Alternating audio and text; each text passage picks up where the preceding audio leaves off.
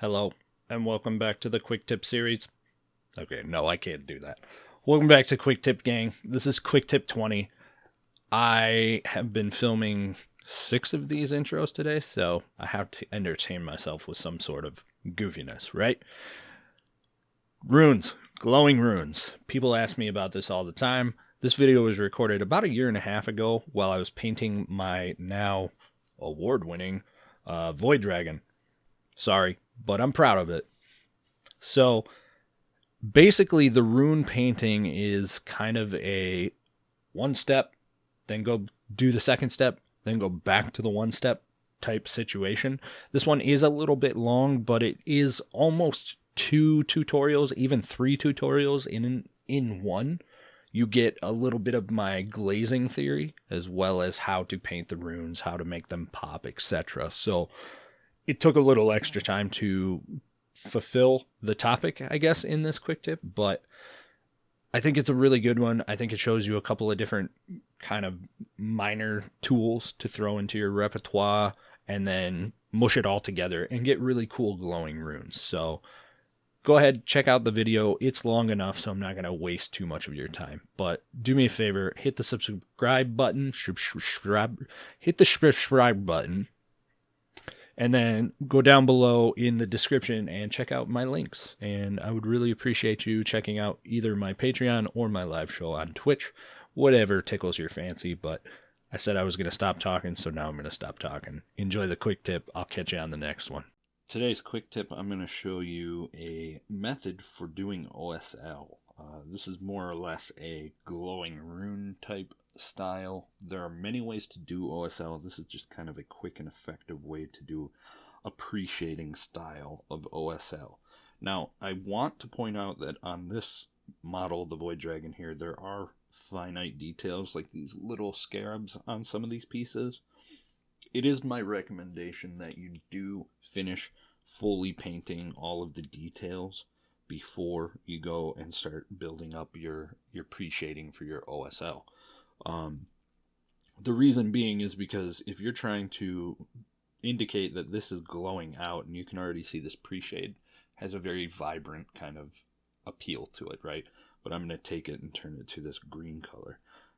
It shining off onto the outskirts of this black stone, but not on that scarab, makes no sense, especially when that scarab is metal, right?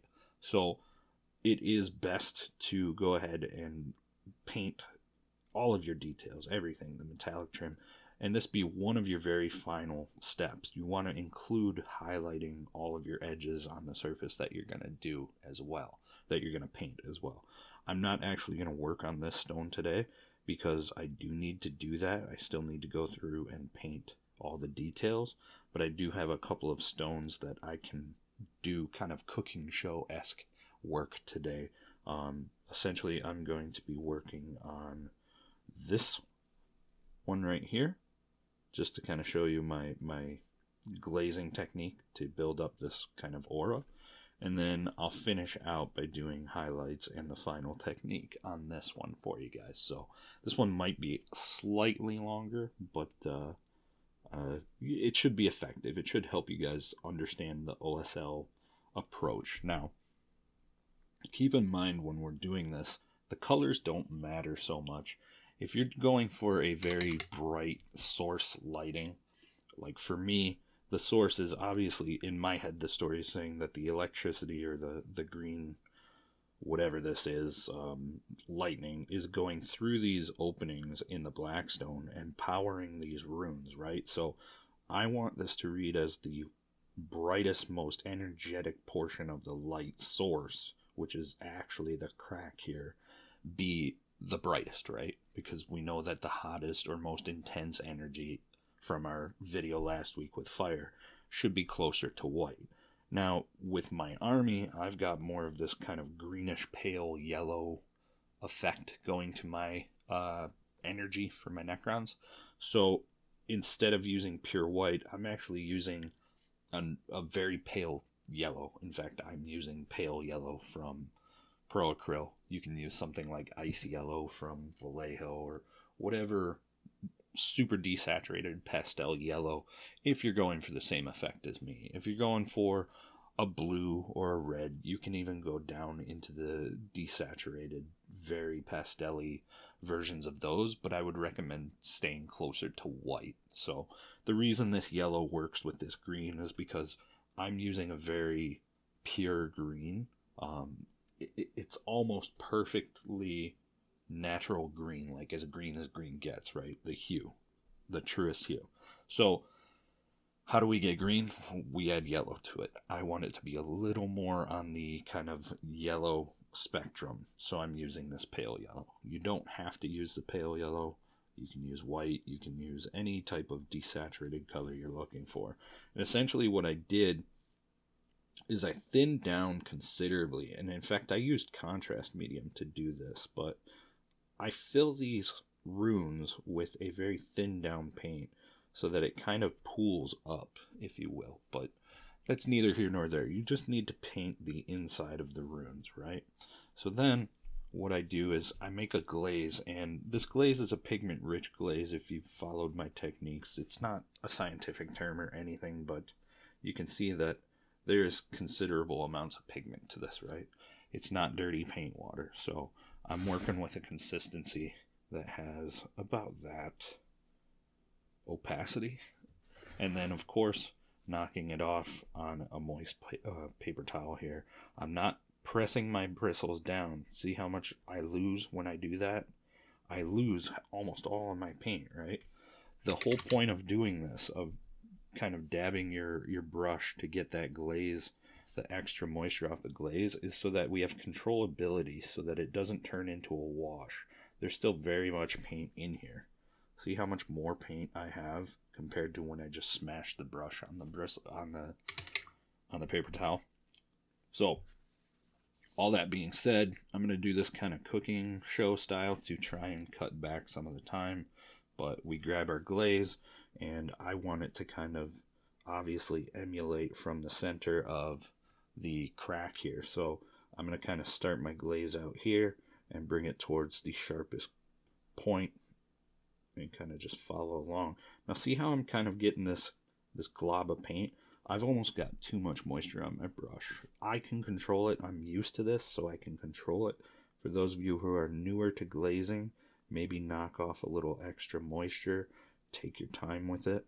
But for me, I'm okay with it because I can control it. I've been doing glazing forever, right?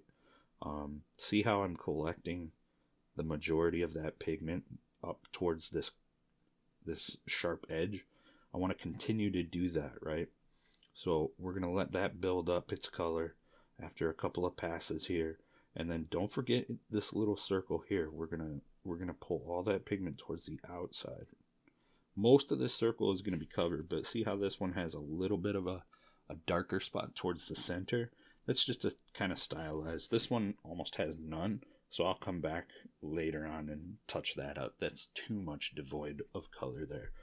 But once you let that dry, then you treat this like any other glaze. You know, you start your gradient, if you will, with a brush stroke out here, right? Once that dries, you've started here. Once that dries, if you're creating a gradient, then you start a little bit closer to where you want basically your brightest color, right? X is your brightest color. So then you start your next layer of glazing here, and you can see this is all getting brighter, and it creates a nice little gradient for you over time. But make sure you let enough time lapse drying between those layers, otherwise you'll end up with what's called paint tearing. And I'm sure we've all seen paint tearing, we just don't know it. Some of us don't know it, where you have a bunch of color, right? And it appears to be dry on the surface. But as soon as you go to activate it or to paint over it, see all these thicker collections of paint, like right here and right here? Those will actually create a skim dry surface, and then you come over with paint and you end up brushing over it, and see that hole that I just created? See that sharp edge right there? That's a torn layer of paint. And it's really difficult to fix that with glazing. You basically have to start over. See that right there? That's torn paint. So that's a glazing painter's nightmare. Alright, so give yourself enough time for that layer to kind of dry, cure, whatever, and then maybe your next layer you start in a little bit closer and that color gets more and more intense, right? So you can kind of see this gradient building up here. And the point is, until you get about, 4 or 5 layers and you build up that opacity towards the center, that will give you the whole cell of the kind of glowing aspect of OSL, right? So you notice all of these have that kind of faded out more towards here and it gets more intense towards the center, right? We're not done. Now we have to sell these sharp edges, right? Blackstone can be kind of reflective. I've highlighted it so up here. It's not that this is glowing, it's just that light is bouncing off of that sharp edge. So what I'm going to do is I'm going to take about, I don't know, we'll see what the mix looks like, but I'm thinking 50-50, this pale yellow and a little bit of white, just to brighten things up and make that, it's going to be more than that. It's going to be about 1 to 2, 1 part white, or I'm sorry, 2 parts white to 1 part pale yellow here. So what I'm looking for is something that is even more desaturated than this base color that I'm using right now, which is on the blue glove fairly yellow, but it's actually not. So you see the difference in hue? This one is very desaturated compared to that one. It's not in your face white. This is in your face white. You can see that difference, right? I don't want that drastic of a change, I just want a slight kind of indication, if you will. And I'm just going to go ahead and load up a brush. My paint is thin this time, but it's just naturally thinned. It's not, it's very much opaque paint, see? So I want to hit an edge highlight on all of these sharp edges here. And excuse my shakes, but, hit a nice edge highlight. That's a little too aggressive, but we'll hit this edge highlight and that will sell even more so that glow effect coming off of the center and that bright glowing center, right? So anything that meets up with this canal, this kind of runic depth canal, whatever you want to call that, I'm going to hit this with that bright highlight and that will really sell that OSL effect, okay? So give me 2 seconds to finish edge highlighting this and I'll be right back. So I've got the airbrush set up. I'm going to be using a fine detail brush for this because it's such a tight spot. I don't want to get too much on the outskirts of this blackstone, okay? I want it to kind of stay within. Yes, I do want some of that overspray to hit the blackstone. It'll create a nice effect where there's no white paint. But I don't want to go spraying all over the place because OSL should not be necessarily in this deep recess. It shouldn't be coming over here on this metal because there's a lip there, things like that. So I want to kind of keep this point and shoot, and I'm going to do my best to only use this as a filter. I don't want any collection going down this canal, okay? So like I said, I'm working with contrast paints. I think contrast paints are great through the airbrush and as filters. I'm using Warpstone Lightning. This is what I've used on all of the lightning here. It's a coincidence that it's called Warpstone Lightning. I didn't buy it because of that, but I wanted to show you. You can kind of see how thin it is, but this is a very, very translucent paint. I've thinned this down 8 drops of flow improver to 1 drop of contrast, okay? So I want it to be that thin because I don't want to overwhelm it too quick, and I want to be able to kind of leave these outsides thin and then intensify the center, okay? So let's go ahead and get in here. I'm going to very, very lightly glaze in this paint here, okay? And I don't want to get too extreme with it, but I just want to kind of take my time here, okay? See how it's already starting to turn green? So now what I'm going to do is I'm going to come off to the side, and I'm going to aim right here and just kind of start bringing in that opacity if I can without hitting that canal. And you'll see that green start to pop. but the center of the canal is staying bright.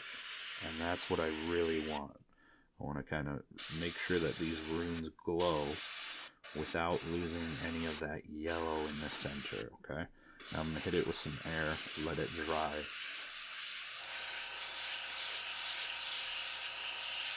It does have a gloss coat on it, so it's going to appear a little shiny. And then I'm going to do it one more time here just so that I can get a little bit more of an extreme green. Now I am overspraying here. And by that I mean I'm taking my airbrush and spraying at this angle, almost here, to hit this edge, skipping this edge, and then I'll come back around from this side and do the same thing. When I do that, I'm going to have to put my fingers here to block the model. But the whole idea is to catch those edges and bring up that green. Bring that intensity while protecting the yellow within. And then we'll do it around here. I'm just going to put my thumb in that place. And same thing, right across the top. Bring that intensity through. And you can see my thumb turning green. And build that intensity up, okay? Now, I need to hit just a little bit on top here to help filter that down. This is just air right now. And that is essentially it. Now, one thing, if you want to bring this white back in, we can do that. We can go back in with some more of that white yellow and kind of build things back up. So I'm going to let this dry and I'll come right back and show you how to do that. Now that that's dry, we can kind of see some of that runic glow, but I want that center to be slightly back to that yellow. So what I've done here is I've mixed up some more of that white yellow with a little bit of contrast medium. Now, there are a lot of opinions about contrast out there. I'm not here to give you mine. All I'm going to tell you is that the reason I'm using contrast medium here is because it acts similar to a flow improver, except for it has a little bit of an added value in that it dissipates a little more, meaning it softens its edge, if you will. So I can paint with flow improver and it'll pool, but it's not gonna, almost like an automatic feather, if you will, feathering. This is going to really lend itself to the effect in that I don't have the real estate in the model here to feather it out, right? So as it dries, it's gonna thin out, it's gonna soften it out. So I want that effect where this rune crack is gonna kind of suck up a little bit of that pigment, but the contrast medium allows for that green to still filter through. So I'm not taking and pooling this in here intensely. I'm just giving it one quick little run around here with the yellow, and then my effect should take place, okay? So the idea here is I'm using a very slender, very long brush. A lot of times I would prefer to use a liner brush, but I'm trying out these Rosemary's for Michigan Toy Soldier to kind of see how their brushes are. Now I am getting a little intense with the yellow here for my taste, so I may have to come back and kind of feather this out a little bit by sucking some of it up. It's okay as long as you do it quick enough to where you're not going to have that hard edge. And I'm just going to kind of dab my brush in there. And you can see how thin that brush is. That's really helpful for panel lining and things of that nature. But there it is. That's essentially it. Now, if you really want to sell the effect, you can drop in a secondary highlight.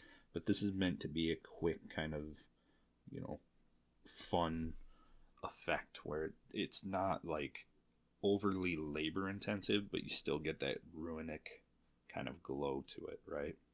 So I'll give this a second to dry and then I'll meet back up with you guys. All right, so there you go. There's a glowing rune in my blackstone.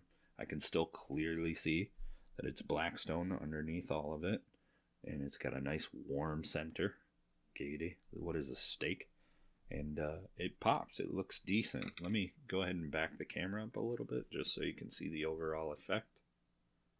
There you go. I'm happy with it. This isn't something that I'm going to win a competition with, but it's a very effective glow.